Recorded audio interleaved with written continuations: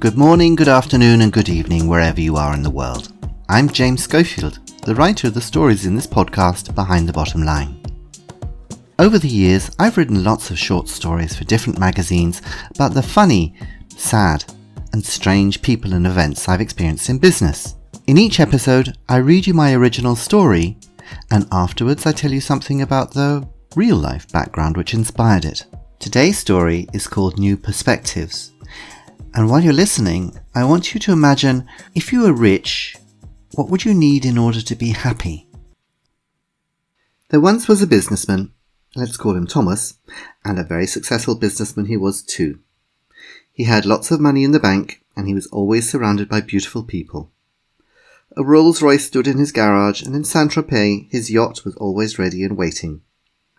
Naturally, he had many charming companions to help him pass the time. But one day something awful happened. He went blind. He consulted all the best doctors. They put their heads together and tried everything they could think of, but none of them could find a cure. Thomas then announced that he would give a huge amount of money to anyone who could help him see again. But if the cure failed, the person would have to admit this on the internet and become a rubbish collector. Many people offered their services and Thomas tried the strangest things, but nothing helped. The town that Thomas lived in became extremely clean, but unfortunately he was not able to enjoy it. One day, however, a little old man with a long beard came to try his luck. "I have magic spectacles of steel, silver and gold, but only I can put them on and take them off my customers," he said. "The steel ones will let you see what everybody thinks of you. Would you like that?" "But of course," said Thomas, "everybody thinks I'm wonderful." "As you wish," said the little old man, and he put a pair of steel-rimmed spectacles on Thomas's nose. At first, nothing happened, and Thomas thought there would be another rubbish collector in town. But the next morning, Thomas woke up, and to his amazement, he could see. "These glasses are magic!" he called in excitement to the charming companion lying next to him in bed. "Thomas, that's wonderful," she said. But then something strange happened. Over the charming companion's head, Thomas saw a thought bubble taking shape. "What an idiot! He must be dreaming. He's talking nonsense." And those were the nicest things he saw above anybody's head all day.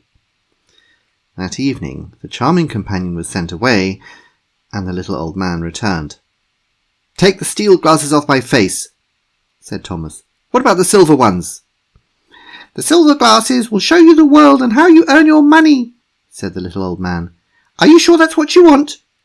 "Why not? I have nothing to hide. I'm a respectable businessman." "As you wish," said the little old man, and he put the silver-rimmed spectacles on Thomas's nose. The next morning, Thomas woke up and once again he could see. He hurried to his computer to check how his shares were doing. He said as he clicked on the figures. "Consumer electronics are doing well." But then, to his horror, the figures faded away and were replaced by terrible scenes of civil war in Africa. That was where the rare metals used in consumer electronic devices were mined. He then looked at his property investments. He saw families being driven off the land he had bought in Brazil to make way for beef cattle. He switched to defense shares. There he could see prisoners being tortured by policemen using clever devices from his most profitable company. That evening, when the little old man returned, Thomas was not pleased. "Take the silver glasses off my face," said Thomas. "Let's try the gold ones." Said the little old man, scratching his head. "The gold glasses aren't finished yet. They're supposed to show you what you need to see." "I know what I need to see," shouted Thomas. "Everything as it was before I went blind. Let me test them." "As you wish," said the little old man, and he put them on Thomas's nose. "I'll finish the final version for you by tomorrow evening." Thomas was a bit nervous when he woke up, but to his great joy, the gold glasses seemed nearly perfect. His new charming companion was extremely charming, and his investments were all numbers going upwards. The world was once again full of beautiful people, expensive cars, and elegant yachts. "Give me the final version," said Thomas that evening. "Then you can take your money and disappear."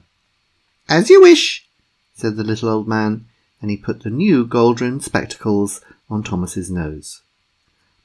But, oh dear, the next morning when Thomas awoke, he could see not only what everybody thought of him, but also how he earned his money.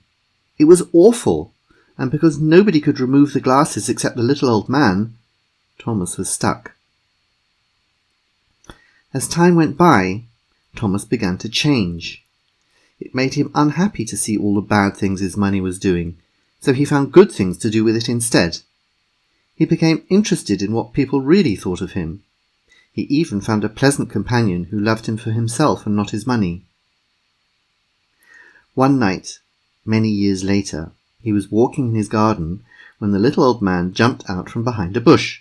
"Well," said the little old man, "do you like what you see these days?" Thomas thought for a moment. "Yes," he said, "yes, I do. But tell me, what was the difference between the two pairs of gold-rimmed glasses?" The little old man giggled. "The first pair was the demo version."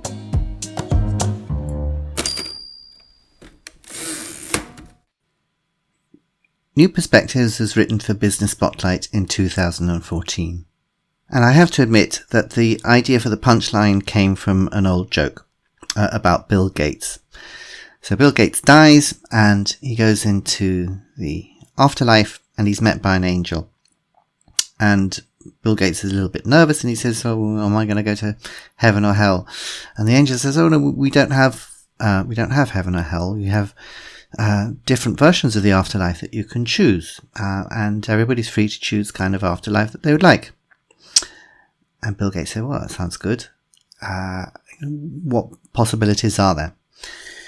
So the angel says, "Okay, let me show you." So he takes him to the first room and he opens the door, and in it there are a load of people sitting on clouds and singing songs in choirs. And the angel says, "Well, this is one version, and we find that a lot of Protestants and gospel people like this kind of afterlife." And Bill Gates says, "Oh, okay, well, yeah, thank you. What else have you got?" And he goes to the next room.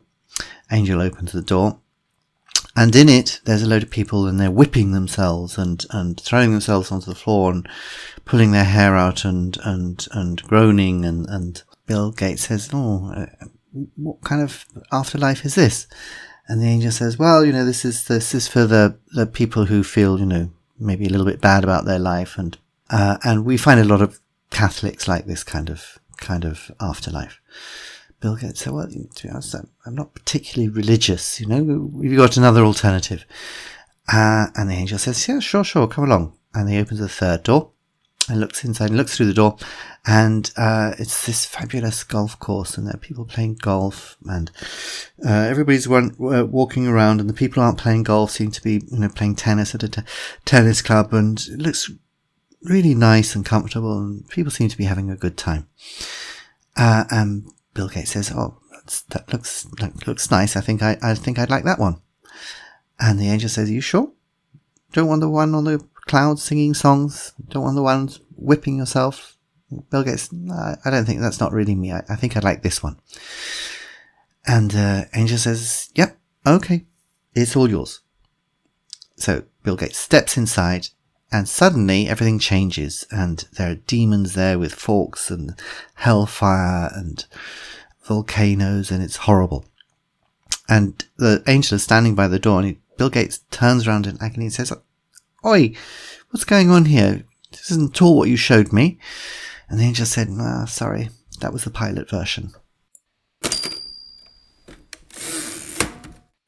Anyway, I stole the ending of this very good joke and transferred it onto my story. What is a little bit different is that my story is a kind of morality story, really. A theme which I find keeps coming up in my stories is that of people seeing what they want to see, and not what they should see. And I think this is particularly so with rich people, very often because their wealth actually shields them from seeing where their wealth comes from. There's a nice quote from Balzac which goes, "Behind every great fortune lies a great crime." And I think rich people can use their money in order to cocoon themselves from the reality and how they earn their money. Money helps them to avoid examining topics like this. I mean, it's not just rich people. We all do it too. But I think it's particularly marked in wealthy people. Interestingly enough, though, the old truism that money can't buy you happiness actually seems to be true. Podcast which I listen to and I can recommend very strongly is called The Happiness Lab by Dr. Laurie Santos. And she investigates ways that people can make themselves happy. And one of the episodes, episode 2 in her show, is called The Unhappy Millionaire. And she interviews a coach, a therapist who specializes in the super rich. He said it's because he doesn't judge them. If somebody comes to him with a problem about where can they find parking space for their yacht, he takes it just as seriously as any of the problems that a normal person like you or me might go to him with. And he says that when he tells people about people that he's coaching, it's very rare that anybody has any sympathy for them, because we all tend to think that if we were very, very wealthy, we would be happy. And the only thing that stands in us and perfect happiness is lack of money. But he says that super rich people like this are very often extremely unhappy, because for a start, they very often are racked with guilt about the fact that they don't feel happy. And the consequence of this is that they tend to start thinking, okay, yes, I got 50 million, but if I had 500 million, then I really would be happy, because then there would be absolutely no limits on what I could do in order to buy myself happiness. And then, of course, when they got 500 million, they say, yeah, but, really I need to be a billionaire in order to be really happy. So, if they feel unhappy, they feel guilty about it because they think that they should be happy. Romantic relationships are very often difficult for them because they find it very, very difficult to trust people, because they tend to think, well, why is this person interested in me? So then they have to get involved in all sorts of prenuptial arrangements. And obviously if you start a relationship based on a prenuptial arrangement, it doesn't look good for the future, does it? And it's not just their romantic partners, it's anybody else as well that they end up being suspicious about. And they find themselves constantly thinking, is this person just interested in me for my money? Or is it because that they really like me? And the result can be that they don't trust anybody, and so they end up being really quite lonely, or only being able to hang out with other people who are just as rich as them. So if you want reassurance that money can't buy you happiness, I can strongly recommend The Happiness Lab, Laurie Santos, The Unhappy Millionaire. Now, a super wealthy person who seems to have managed to avoid this trap of money actually making him miserable is a billionaire, or ex-billionaire, should I say, called Chuck Feeney, who in something like 1990 was worth $6 billion. $6 billion. And he decided to give his money away. And he set up a foundation, which was called the Atlantic Philanthropies. And this year, 2020, September 2020, he finally achieved his goal, which was to give all his money away to charities and universities and all sorts of other organizations. And I find him a really interesting guy. He grew up very poor, and he basically struck lucky. He and a partner set up duty-free shops at the time when travel expanded radically. And you know what it's like when you're in an airport. You want to spend money because you're in this holiday mood, and so these shops in the duty-free areas of airports around the world made a lot of money for him. But he decided that he really didn't like it. Apparently he tried a life of luxury for a time, but it didn't suit him. And his business manager had a great quote. Let me just find it. He had nice places and nice things. He tried it on and it wasn't for him. He doesn't own a place, doesn't own a car. The stories of his frugality are true. He does have a $10 Casio watch and carry his papers in a plastic bag. That's him. That's what he felt comfortable with. And that's really who Chuck has been. So, yeah, amazing guy. I would love to try. I would love to have the opportunity to give away billions to all sorts of charities and good causes around the world. Unfortunately, I don't think it's likely to happen, but who knows? Let's see what happens with my podcast.